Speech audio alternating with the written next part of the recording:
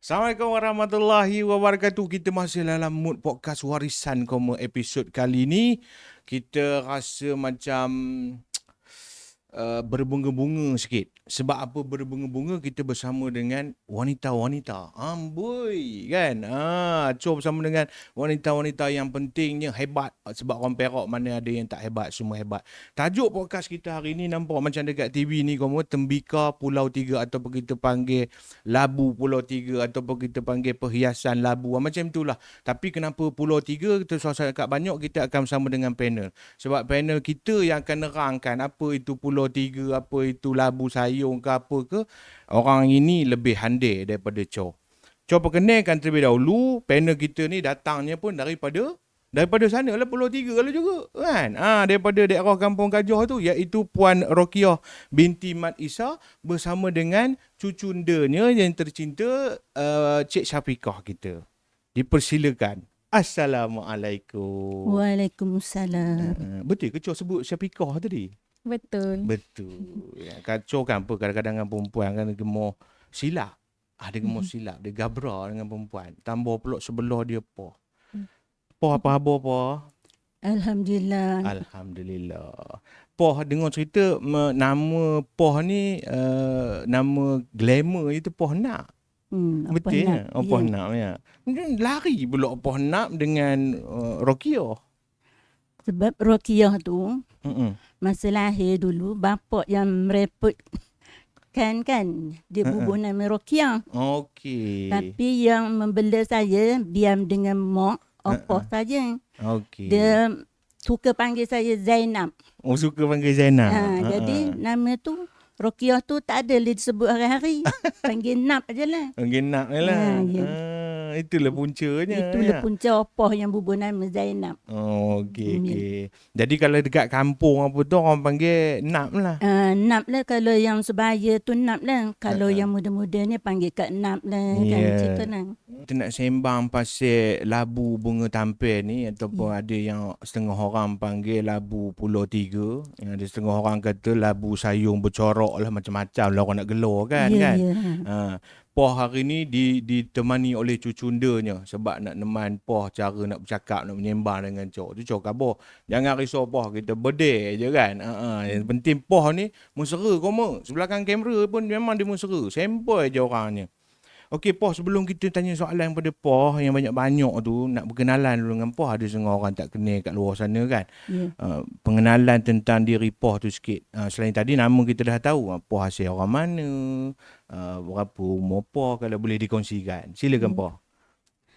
Opah ni asalnya memang daripada Pulau Tiga. Betul-betul Pulau Tiga. Masa itu mak bapak Opah ni orang Pulau Tiga Kiri. Oh, Tiga Kiri. Ya. Kemudian saya berkahwin dengan orang Tanjung Bidara. Itu je contohnya. Tapi yang buat labu ni asalnya dulu di Pulau Tiga Kiri, Pulau Tiga Kanan pun ada juga yang buat labu masa dulu-dulu. Masa opah saya dululah kan. Jadi saya asalnya Pulau Tiga Kiri. Pulau Tiga Kiri. Jadi labu ni dia dikatakan labu tu labu Pulau Tiga, bermaknanya kampung lah, nama kampung. Nama kampung. Diletakkan atas nama kampung iaitu Pulau Tiga, Labu Pulau Tiga kan. Itu lekat terus sampai ni ya. Tapi kalau nama kampung saya tu pula macam kampung saya kampung masjid. Kan. Tapi macam Pulau Tiga tu macam mukim lah kan.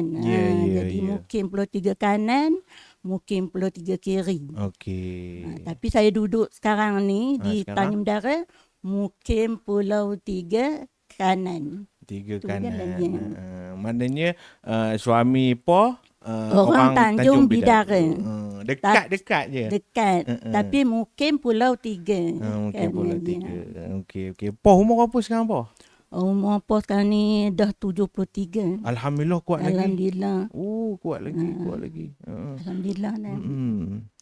Okey, bila Poh dah cerita tadi pasal sejarah dia datang daripada Pulau Tiga tu sendiri yang menyebabkan nama labu tu jadi Labu Pulau Tiga. Kan? Nak tanya juga Poh untuk yang awal-awal ni. Sebab kalau kita tengok depan ni, Poh Ya, punya ni kan, ada beberapa jenis produk tembikar kat depan kita ni, kan.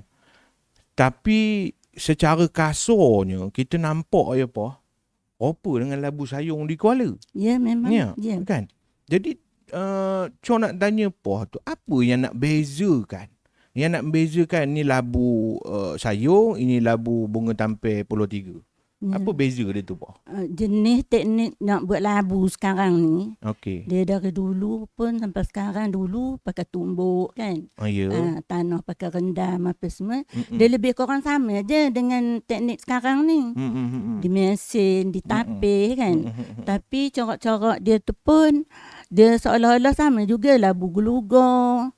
Kan? Bentuk asam gelugur. Labu panai, dia nama-nama labu tu dia sama antara Kuala Sayung ni dengan Pulau Tiga. Sebabnya teknik yang lain sikit tu adalah bunga tampal. Bunga tampil. Tampal tu, tanah tu sendiri kita bentuk-bentuk dengan tangan ditampal. Itu saja beza dia. Ini bunga ni? Ya, Oh. ditampal dengan tangan, dia bentuklah dengan jari kita. Kalau kecil-kecil lah, kalau besar-besar lah. Lepas tu dia adun lah, dia macam kita adun dia kan. Ui, dia kena, kalau Chong tengok sini Poh, tak ada rupa tangan, rupa mesin ni lawa itu, no. itu tangan lah tu, Ya? tangan lah tu. Oh, akbar, sayam no lah ya. Ya. Tu rupanya pakai tangan je lawa ke me. Lawa. Jadi beza dia itu je lah. Itu je beza dia. Ada ke macam tanah ada tak beza sikit sayung dengan Pulau Tiga tu tanahnya ada beza ke? Tanah di Pulau Tiga memang ada bezanya dengan tanah Kuala. Kan? Tanah Kuala ni dia macam ada pasir sikit lah. Kan tanah sana tak ada pasir. Sembeh. Itu je bezanya. Sana panggil sembeh ke ambil pasir? Sana pasir juga. Pasir. Orang kata pasir. Pasir ya. Orang Perak kata pasir. Maknanya dekat sana kurang pasir. Dia tak ada pasir. Dia kurang. Kalau banyak pasir, dia tak boleh buat bunga tampal. Yelah Dia tak melekat. dia tak Lekat-lekat masa basah. Bila kering dia jatuh. Okey. Itu beza dia ya. Kalau dari segi bentuk memang Poh Kabur tu tak ada beza. Lepas tu kalau nak colour boleh colour ke je ya? Boleh. Selalu Poh jual yang ni kopi ni ke ada colour? Dia tengoklah kalau kopi tu pun orang banyak minat. Ya, ada setengah orang minat dia kosong tu kopi tu. warna asli tu. Warna asli. Kena licin, elok-elok kan. Kualiti dia kena jaga kan. Kalau nak diwarnakan, dia lain harganya. Lain harganya ya. Ada warna hitam kopi ni Poh? Kalau ndak hitam baru diwarnakan. Boleh tak Poh ceritakan proses daripada kita ngambil tanah sampai siap secara ringkasnya yang Poh nak menjadikan satu labu ataupun pasu. Silakan. Tanah tu kita ada macam tanah dulu lah, yang dia tanah tu memang busuk yang lebar kan. Lebar tu di atas dia tu tumbuh dia macam ulan-ulan. Kalau orang kata, orang sana kata cabai burung kan. Orang kata cili padi kan. Dia banyak sangat tumbuh atas busuk tu kan. Dia macam subur kan. Kemudian petua orang dulu-dulu, dia tanah tu kita nak ambil benda tu, dia tak ada kerin kan, tanah di bawah tu tak kerin. Itu orang dulu. Lapisan bawah dia dalam. Ya. Kemudian ditolak le busuk tu. Tolak kan sebelah sana lah kan. Dia ada lah kata-kata dia, itu betul orang dulu. Nak cari rezeki. Dengar cakap orang dulu-dulu, aku nak mencari rezeki di atas tanah ni. Kamu pindahlah tempat lain. Itu ada. Tapi kita tak etikatkan benda lain. Kita etikatkan anai-anai yang membuat busuk tu. Maknanya makhluk yang wujud tu, yang kita boleh nampak anai-anai yang ke nampak, semut kita ke. nampak itu aja. Kemudian ditolak macam gaya kita bagi dia pindah tempat lain kan. Lepas itu dah rata macam lantai ni, setengah kaki daripada atas, baru kita ambil tanah untuk nak buat labu ni. Setengah kaki. Tanah yang tengah kaki tu tolak juga. Itu cara dia kan. Kemudian bila ambil, upah lah orang ambil kan. Tanah dia kemas. Dia pakai cangkul lah, pakai mencebok lah. Ni dia kemas tanah dia. Macam tanah liat kan. Bila dah ambil tu apa, masuk guni, Ambil lah berapa guni upah orang kan. Mm-mm. Ambil, bawa ke kedai, tempat kita nak buat tu yang proses sekarang ni, di mesin kan. Ya. Ikutlah sukatan air dia apa semua, air dia kan. Mm-mm. Lepas tu dah mesin, dalam 1 hari tu kita biarkan dalam bekas mesin tu.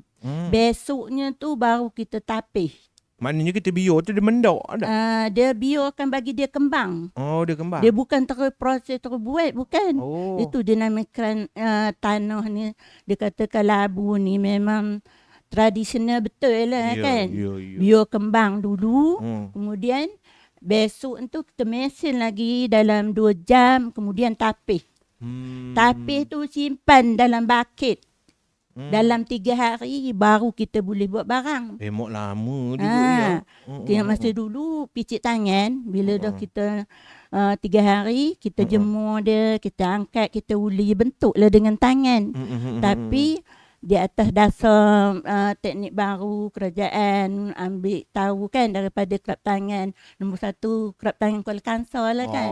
Dah berapa guru saya dah dari situ. Yeah. Dia mendatang apa semua. Ajar cara membuat labu ni dengan guna acuan. Itu je. Yalah. Oh, itu proses dia tu ya. Proses dia memang. Dia macam rumit lah. Kalau dikatakan proses, mengambil tanah, memesinnya, kemudian ditapih, kemudian disimpan, kan, kemudian diacu. Kemudian kita udah acu tu kita proseskan untuk nak mengukir lagi kan. Jadi lepas tu melicinnya. Lepas tu tunggu kering bakar. Peringkat ke-8 baru dibakar. Kering tu jemur dulu lah. Jemur, dia tak jemur sebab kita ada kawasan yang luas. Kita biar sendiri je. Dalam 3 minggu sekali baru kita bakar. Sebab ini memang teknik dia teknik dulu juga, kita tak jemur. Kan? Itulah cerita yang daripada prosesnya tu. Agak makan masa jugalah ya. Makan masa, memang betul makan masa. Makan masa. Kita bukan calang-calang, dia dah taraf adik guru dah. Taraf orang yang banyak dia punya ilmu dalam kepala tu, boleh dia ajar pada generasi yang seterusnya. Itu yang mahir tu. Datang pula daripada jauh kan. Bila Poh dah sebut tadi, Poh katakan pasal teknologi yang ada hari ni kan, macam contohnya bantuan daripada kraft tangan, informasi-informasi pada kraft tangan ni tentang teknologi yang ada. Bila Poh rasa sekarang dah ada teknologi, mungkin satu biji labu tu ataupun tembikar tu cepatlah sikit lah kita nak buat dia. Sekarang ni saya guna acuan. Lebih cepat lah daripada mesin. Lebih cepat daripada mesin. Kalau acuan kita boleh, kalau 30 biji sehari misalnya, yang sedang-sedang tu kan, 2 hari baru boleh buka. Dia tak boleh juga cepat kan. Tapi senang dia punya bentuk tu dia sama dia kan. Kalau dulu pakai mesin, pakai tangan ni, dia bentuknya beza-beza sikit lah kan. Itu antara kelebihan lah kelebihannya bila ada teknologi baru. Tapi bunga tampak, tanya orang kerap tangan, memang tidak ada teknologi baru. Iyalah. Saya ajar kawan-kawan ke apa ke kan, lain tangan, lain lah dia punya corak dia, lain lah bentuk dia. Memang susah sikit lah bunga tampan. Maknanya kalau macam tangan Poh kan, tangan Poh buat bunga, elok lah jadi bunganya. Kalau tangan Com mungkin jadi boya ke maknya kan. Daripada bunga jadi boya. Nak tanya pada cucundanya tu. Kan, Cik Syafieqah kita. Kalau, ialah Cik Syafieqah ada generasi sekarang. Kan. Dengan adanya teknologi tu, selain daripada mempercepatkan lagi kita punya pengeluaran produk, apa lagi yang Cik Syafieqah rasa bagusnya teknologi tu dalam membantu kita punya produk ni? Okey, untuk kalau sekarang lah mengenai teknologi, kan sekarang kita ada AI. So banyak editing, pemasaran, saya pakai AI. Macam kita nak buat iklan ke, brosur ke, apa-apa ke, kebanyakannya sekarang ni saya guna digital punya ni, sama juga AI. Contohlah kita nak promosikan produk, kita nak explain apa itu bunga tampal, macam mana cara pembuatannya. So secara tak langsung kami juga dapatlah promote produk ni untuk kita bawa mengajar keluar. Orang tahu daripada situ. Contoh platform sekarang kan TikTok kan. Ya. So banyak yang tahu daripada TikTok. Mak saya lah, Shima KNZ tu. Kita orang tengok daripada situ, KNZ ni dia ada buat internal class. Maksudnya mana-mana agensi yang nak datang ataupun Belajar. daripada you nak datang buat labu bunga tampal tu, so dia orang boleh ambil package kita orang buat labu ataupun kita boleh keluar, bawa benda tu keluar untuk dia orang buat dekat tempat dia orang sendiri, ikut pada request lah. Itu dari segi promotion lah, pemasaran yang kita nak kenalkan labu ni kan. Ya, maknanya dengan ada teknologi ni bukan sekadar mempercepatkan produk tu keluar, meringankan proses produk tu, tapi dia juga membantu dengan pemasaran macam Cik Syafika kata. Betul. Jadi sebaran dia tu lebih luas lah kan. Kalau tanpa teknologi mungkin kita cerita awak ada buat labu, datanglah kedai awak, hanya orang yang terdekat je, betul? Sekarang satu dunia boleh menyaksikan benda tu kan. Hebat. Cik Syafika buat apa dalam perniagaan ni, sebagai apa? Saya salah seorang demonstrator yang buat labu bunga tampan ni. Dan juga tenaga pengajar lah. Saya dengan mak saya tu tenaga pengajar untuk ajar diorang buat bunga tampan ni lah. Macam opah dia akan tunjuk skill macam mana cara kita nak buat apa semua kan. So kita orang akan guide student-student ataupun turis yang datang tu untuk buat bunga tampan ni macam mana teknik dia. Untuk demonstrator saya bukannya belajar formal daripada opah, tak. Okay. Daripada kecil saya tengok je. Saya tak pernah belajar betul-betul. Saya tak pernah belajar betul-betul. Tapi melalui apa yang kita tengok daripada kecil, so saya bolehlah buat hasilkan bunga tampan sendiri. Tapi macam apa cakap lah, lain tangan, lain hasil bunga dia. Macam tu. Tapi maknanya Cik Syafika masih boleh buat lah tampil-tampil tu. Alhamdulillah, tampal, lukis semua boleh. Apa tak ada ke pernah marah Syafika? Sengit bunga ni, tak pernah? Tak ada marah dia. Tak ada marah dia. Ya? Biar dia buat macam mana kan. Hajar je lah. Hajar dia. Kalau nak buat, kalau nak kan apa ni, barang tu orang rasa nak beli, buat elok-elok, itu je. Ya. Itu je pesannya kan. Apa mana kita nak beli barang pun nak elok. Kita pun nak elok. Kalau barang tu tak elok, kita letak balik kan. Macam itulah. Daripada nengok-nengok sampai boleh buat. Itu maknanya darah seni tu mengalir lah dalam Cik Syafika kita kan. Sepanjang Cik Syafika buat labu ni kan, paling susah labu apa? Paling susah yang saya tak dapat catch up sekarang ni gedut. Gedut? Apa benda gedut? Gedut tu Ania. Ini saya tak pernah dapat. Sampai sekarang saya tak dapat skill tu. Setakat ni opah dia lah yang tahu buat. Ya. Dia kena dia ada teknik dia, saya tak tahu. Macam opah ada juga ajar. Kita kena pegang ni, lepas tu tekan satu. Maksudnya satu kelopak ni kita kena tekan. Ada teknik dia. Tapi saya tak pernah dapat lagi lah, sebab nak buat ni pun dia kan asal muncul biasa je. So nak gedut ni dia ada extra tanah yang kita kena lapiskan. Lepas tu baru kita tarik jadikan gedut ni. Ni panggil gedut lah. Bibio labu ni. Bibio. Bibio nak hasilkan bibio tu tak tahulah mana lagi. Tak dapat lagi teknik mana kau buatnya bah? Memang kau buat tu. Kau cubit budak nakal. Tu. Bukan? Kalau buat kopi tu habis. Habis ni. Mana kau buat macam tu? Bagi sikit tip. Pelan-pelan sangat. Sambung tanah lain lagi. Ada tanah lain kan? Tanah lain tu kalau kata macam dia kering sikit ke, mesti tak jadi. Dia kena basah tanah sama tu. Juga apa tanah bawah. Jangan lembik. Basah aja. Kita picit lah pelan-pelan. Itu kita bentuk lah. Macam mesin tu. Boleh dikatakan sama je dia punya jarak tu kan. Itu yang mahir tu. Kadang-kadang kita hasil sesuatu seni tu kita rasa memang tengok pakai mata mudah.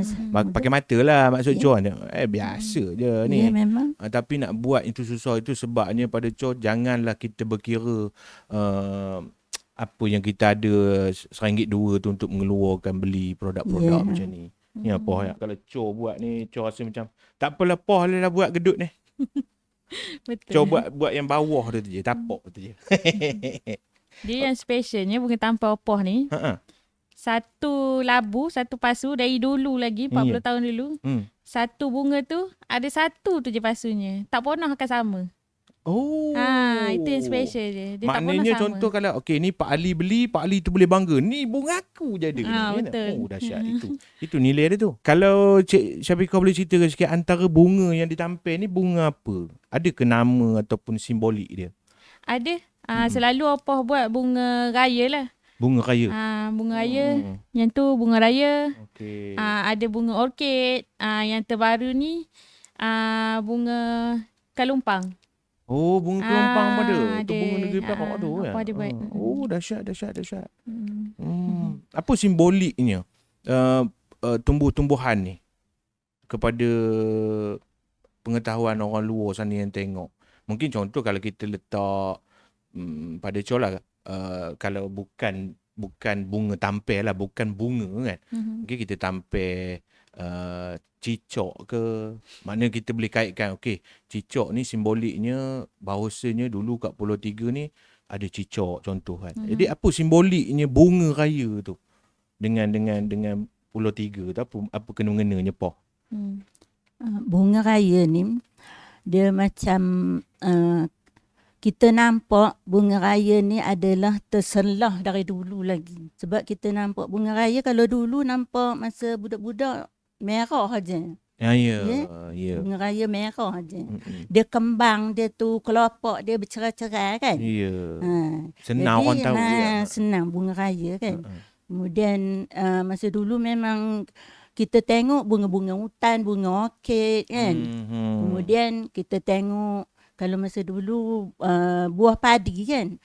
Selalu buat bunga padi dulu. Kita nampak padi tu macam mana dia punya buah, susun-susun buah dia tu. Tapi bunga padi memang susah nak buat. Ya. Jadi bunga raya ni senang.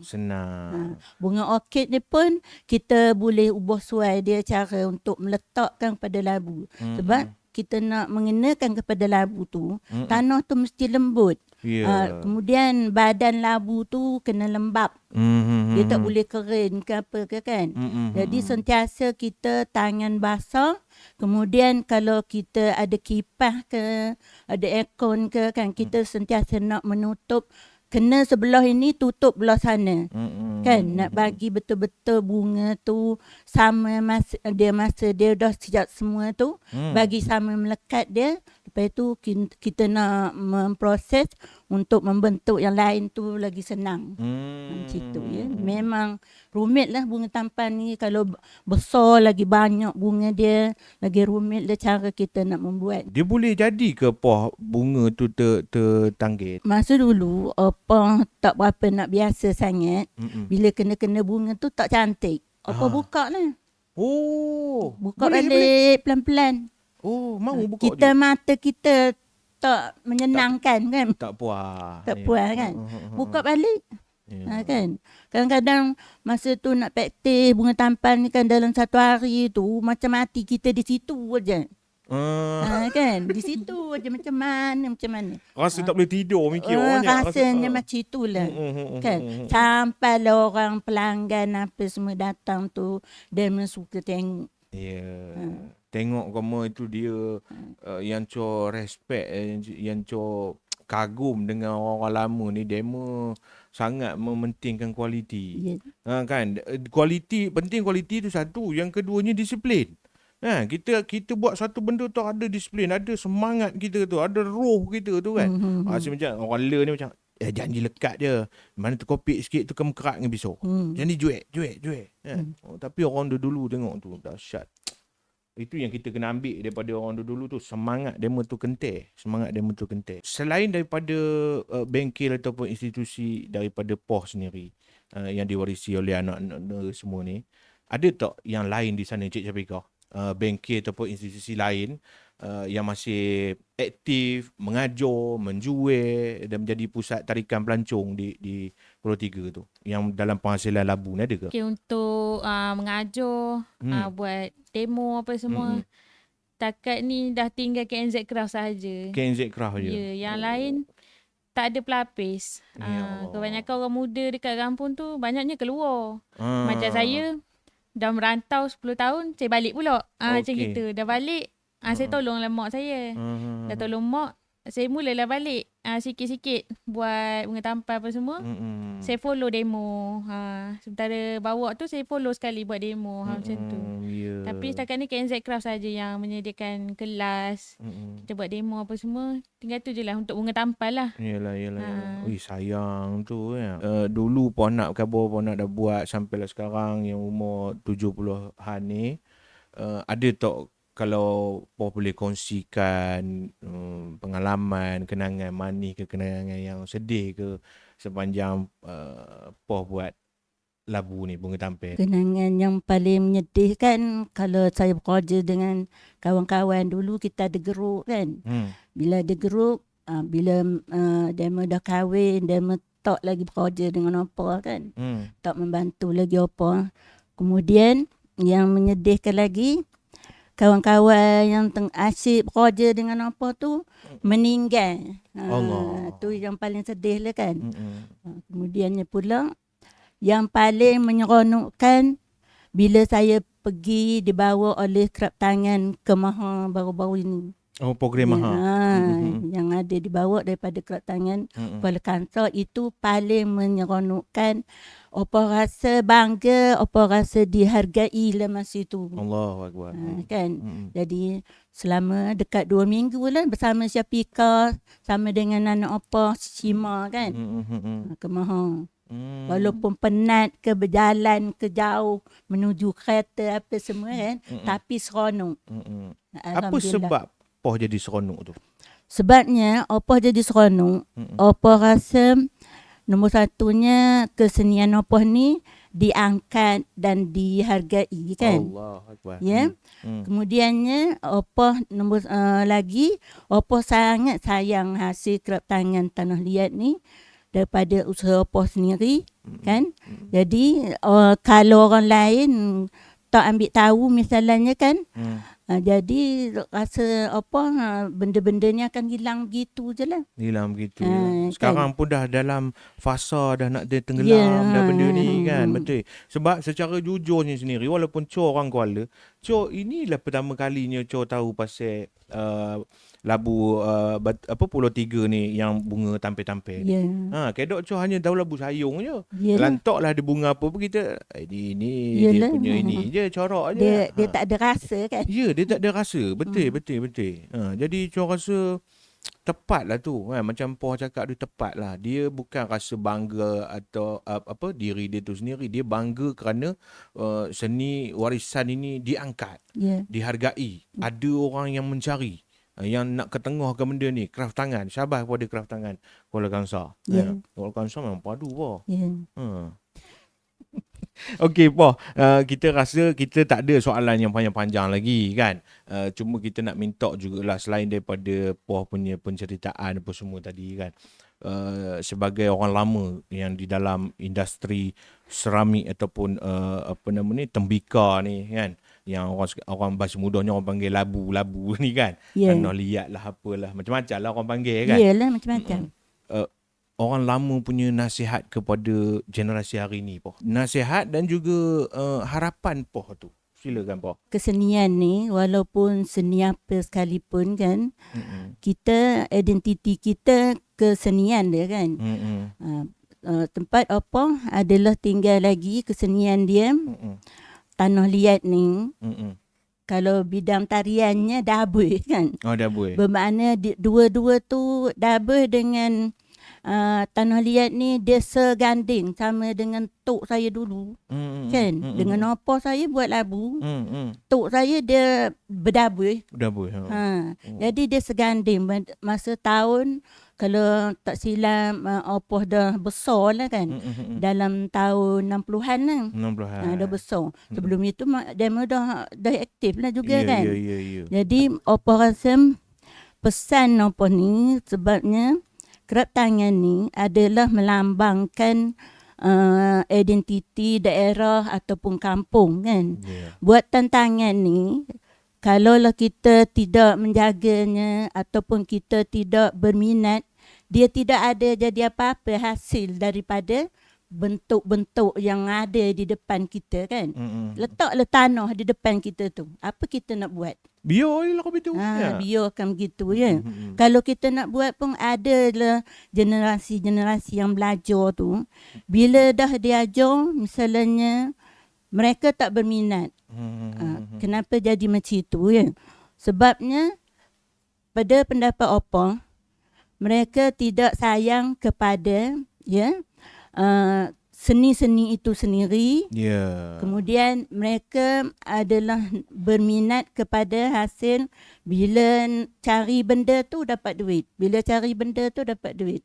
Jadi kalau kita fikir macam itu kan, hasil kerap tangan ni kalau tidak ada orang yang memandangnya dan menggunakannya dan meletakkan dia ke standard kata orang yang tinggi lah kan. Standard tinggi. Tinggi lah kan. Okay. Sebab apa kan? Perhiasan macam ni, kalau kita letak di bawah, kita sepak dia pecah lah. Tengok punya falsafah. Jadi, kita nak letak macam kain kan. Kain misalnya kita letak di atas tempat yang tinggi. Kalau ada angin, dia akan kata orang tua kata terobang lah dia. Tapi kalau hasil kerap tangan macam ni, rasa saya dia boleh menjadi lambang kepada daerah itu, kampung itu, orang itu. Tapi apabila ada orang yang tahu nilai seni itu sendiri. Kan? Kalau dia tak tahu, memang dia dah tak kisah. Aku tak nak buat lagi, lantak lah situ kan. Jadi tak kisah benda tu akan hilang. Kita dah macam jadi orang yang dah jatuh martabat lah. Itu pada pandangan Opah lah. Ya betul. Itu Cho rasa macam kagum dengan jawapan Poh tu. Dia punya falsafah tu kan. Perhiasan yang macam ni kalau dia duduknya di bawah, kita sepak berkecil, berderai itu. Bila kita angkat dia tu kan, kita akan mata kita yang rasa indah, rasa seronok kita pandangan. Sebelum kita nak tutup, bila Poh sebut macam tu, Poh tahu tak yang pernah orang kaitkan kita punya kraft tangan ni lah kan? Benda-benda yang kita buat ni, warisan kita ni, dengan benda-benda yang tak sepatutnya. Maksud Cho tu sisi gelap. Okay, labu halus ni, bubuh dalam ni apa-apa, lepas tu ikat kain kuning sikit. Orang jadi takut. Orang yang melakukan benda-benda macam itu, kalau kita kata cerita filem kan, kalau filem Melayu, untuk menunjukkan barang tu jatuh dia punya standardnya kan. Salah guna dia tu. Kalau kita nak mengatakan orang Melayu, orang Islam mengamalkan benda tu, dah jadi syirik kan. Bila benda tu dia dipelakukan macam itu oleh orang kita juga, bermakna dia yang merosakkan kan imej usaha orang dulu-dulu, meletakkan ke tempat yang macam itu sepatutnya tak patutlah. Kan? Sebab labu ni jenisnya dulu tempatnya untuk orang menyimpan ayam, kata orang Perak kan. Kalau demam ke apa ke, orang dulu tak ada apa benda yang lain, minum air labu tu sehari-hari tu demam dia akan turun. Saya ingat zaman apa dulu. Kan? Dia jadi penanggung kan labu ni. Nombor satunya labu hitam lah. Sebab apa dulu orang buat labu hitam, dia tak ada teknik-teknik sekarang ni kan. Orang dulu bakar dengan kayu. Bila bakar kayu hitam lah dia. Berjelaga lah apa lah kan. Jadi bila masuk dalam sekam, lagi dia hitam, lagi dia cantik. Itu kesenian labu hitam. Masuk dalam sekam padi. Kan. Jadi dia seni hitam dia tu memang buat kata orang hitam yang cantik lah kalau pada labu. Merlit. Jadi buat labu minum. Jadi kalau yang buat yang macam itu, yang dia membuat cerita-cerita, walaupun ada pengamal bomo-bomo lah kan. Itu kerja demo tu pulang daripada demo. Kita tak meletakkan benda tu macam tu kan. Kita masih lagi kita memang kita buat ni untuk kegunaan perhiasan, untuk kenangan, Ya. kan? Ya. Untuk sumbangan-sumbangan daripada mana-mana lah kan. Makna Untuk mengenakan. mempersembahkan satu nilai yang cantik dipandang. Ya. Dan kegunaan asalnya tu bubuh ayam. Bubuh ayam. Ya. So itulah kadang-kadang bukan apa ada bahasa kita sekarang Cik Syafiqah ya. Bahasa kita sekarang ni stigma masyarakat. Dia yang berpandang rasa macam tu, rasa macam yalah dah terlampau moden diri sampai lupa apa sebenarnya warisan kita tu kan.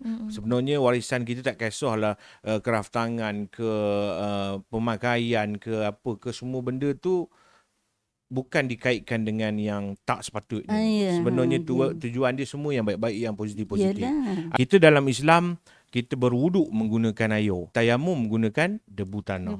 Kan? Jadi kalau kita tengokkan kepada hasil tembikar ataupun labu ataupun orang panggil seramik ini, dia elemen dia yang ada pun air, tanah.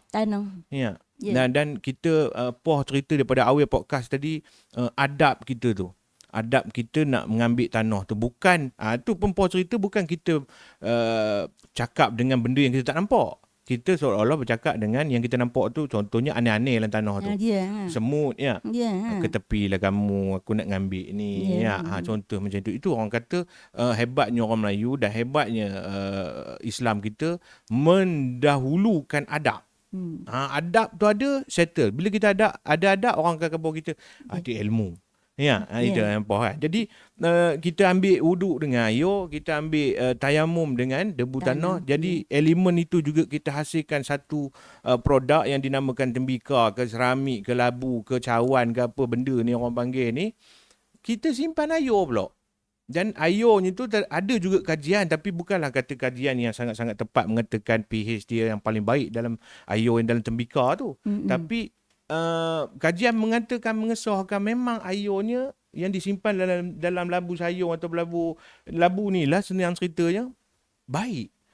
Air tu bagus untuk kesihatan kita ya. Sejuk ya Pak? Dia sejuk, walaupun kena panas dia sejuk. Sejuk juga ya. Dia kena panas kan. Kita letak depan tu, atas meja tu, panas 2-3 jam. Yang ada pada labu tu adalah sumber alam itu semula jadi. Itu macam kita rasa heran dia kan. Ya. Sebab dia, kenapa kamu ni sejuk air dalam ni, sedangkan kamu dah kena panas depan ni.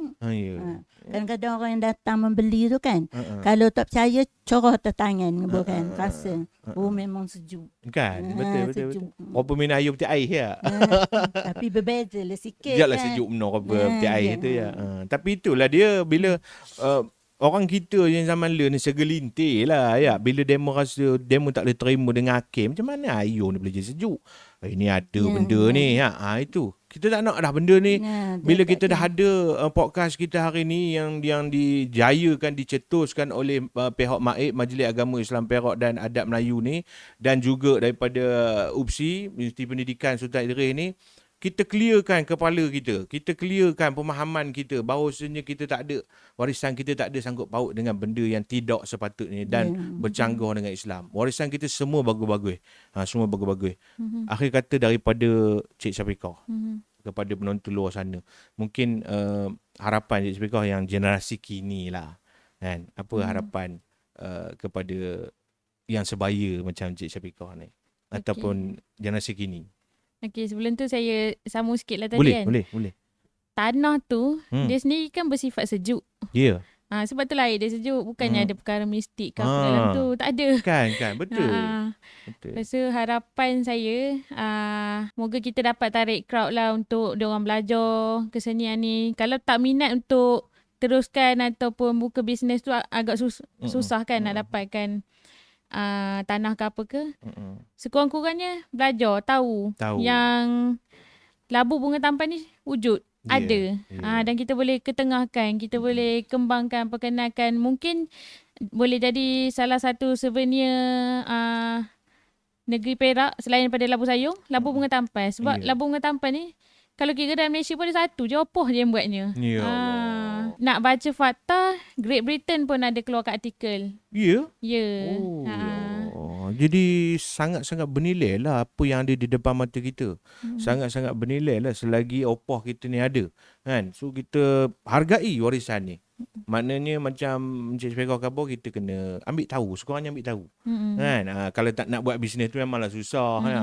Dah belajar dengan POH ya. Tiba-tiba craft tangan kata, oh mesin ni harga dah 400,000. Dah tak boleh nak buat ya. Betul tak POH ya?